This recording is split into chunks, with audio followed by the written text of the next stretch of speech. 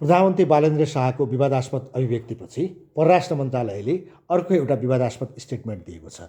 प्रधानमन्त्री बालेन्द्र शाहको अभिव्यक्तिलाई डिफेन्स गर्ने नाममा परराष्ट्र मन्त्रालयले यसलाई क्रस बोर्डर अकुपेसनका नाममा रक्षा गर्न खोजेको छ। अब परराष्ट्र मन्त्रालय पनि विवादमा आएको छ। यो क्रस बोर्डर अकुपेसन र ल्यान्ड इन्क्रोचमेन्ट यो फरक फरक कुरा हो।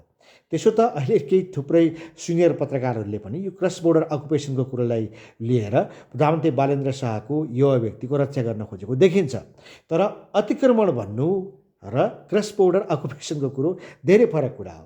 अब यहाँनिर सिधा विभिन्न सीमाविदहरू बुद्धनारायण श्रेष्ठ, डाक्टर द्वारकानाथ ढुङ्गेल लगायतका प्रतिष्ठित सीमाविदहरू, विज्ञहरू, अझ नेपाल सरकारको विभिन्न ओहदामा रहेर उहाँहरूले काम गरिसक्नु भएको उहाँहरूले समेत सामूहिक वक्तव्य जारी गरेर प्रधानमन्त्रीको अभिव्यक्तिप्रति खेद प्रकट गरिसक्नुभयो। परराष्ट्रविदहरू, नेपाल सरकारका विभिन्न ओहदामा रहेर काम गरिसकेका थुप्रै नेताहरू, मन्त्रीहरू, जानकारहरू, पत्रकारहरू सबैले यो कुराको खण्डन गरेका छन् र विरोध पनि गरेका छन्। अब यो बेलामा एकपछि अर्को गल्ती सरकारले गर्नु हुँदैन। राष्ट्रसभाका सभापति भारत भ्रमणमा गइरहनु भएको छ।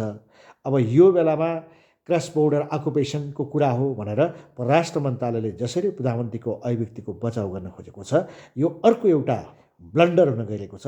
किनभने परराष्ट्र मन्त्रालय या परराष्ट्र मन्त्रीका अभिव्यक्तिहरू र उहाँका सूचनाहरू कस्ता हुन्छन् भन्ने कुरा त एकजना नेपाली जो इरानको कब्जामा हुनुहुन्थ्यो, उहाँ मुक्त भइसक्नुभयो, उहाँ छुटिसक्नुभयो, उहाँ हिरासतमुक्त हुनुभयो, नेपाल आइसक्नुभयो भनेर परराष्ट्र मन्त्रीले फेसबुकमा लेख्नु भयो होइन, सामाजिक सञ्जालमा लेख्नु भयो होइन, पछि परराष्ट्र मन्त्रालयले क्षमा याचना गरेको होइन।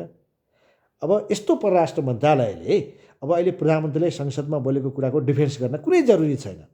बरु यो सिङ्गो राष्ट्रको कुरा हो, यो देशको अस्तित्वको कुरा हो। यहाँ दलहरूबीच झैझगडा गर्नु कुनै आवश्यकता छैन। यो देशको कुरो भएको हुनाले परराष्ट्र मन्त्रालयले पनि गलत कुराको बचाउ नगरी त्यसलाई सच्याउनतर्फ जानुपर्छ। प्रधानमन्त्रीले पनि आफ्नो अभिव्यक्ति सच्याउनतिर जानुपर्छ र मौका यही हो भनेर अन्य दलहरूले पनि प्रधानमन्त्रीलाई न्याक्नुभन्दा पनि यसको सही समाधान के हुन सक्छ भनेर एउटा मिलनबिन्दु खोजेर राष्ट्रसभा सभापति जो भारत भ्रमणमा जाँदै हुनुहुन्छ उहाँलाई अझ मद्दत पुग्ने किसिमले कामहरू गरियो भने नेपालका दलहरूको पनि साख रहन्छ, देशको पनि एउटा साख रहन्छ र भोलिको दिनमा लिपुलेख, लिम्पियाधुरा, कालापानी लगायतका मामिलामा भारतसँग डिस्कोर्स गर्दाखेरि नेपालको हात माथि पर्न सक्छ। होइन, मौका यही हो भनेर एकले अर्कालाई न्याक्नतिर नजाउँ र परराष्ट्र मन्त्रालयले पनि गलत कुराको संरक्षण नगरोस्। प्रधानमन्त्रीज्यूले पनि आफूले बोलेको अभिव्यक्तिको यदि त्रुटिपूर्ण उहाँलाई लाग्छ भने त्यसको क्षमा याचना गरून्, होइन भने उहाँ सबैको निशानामा परिसक्नुभयो। हस्, थ्याङ्क यू।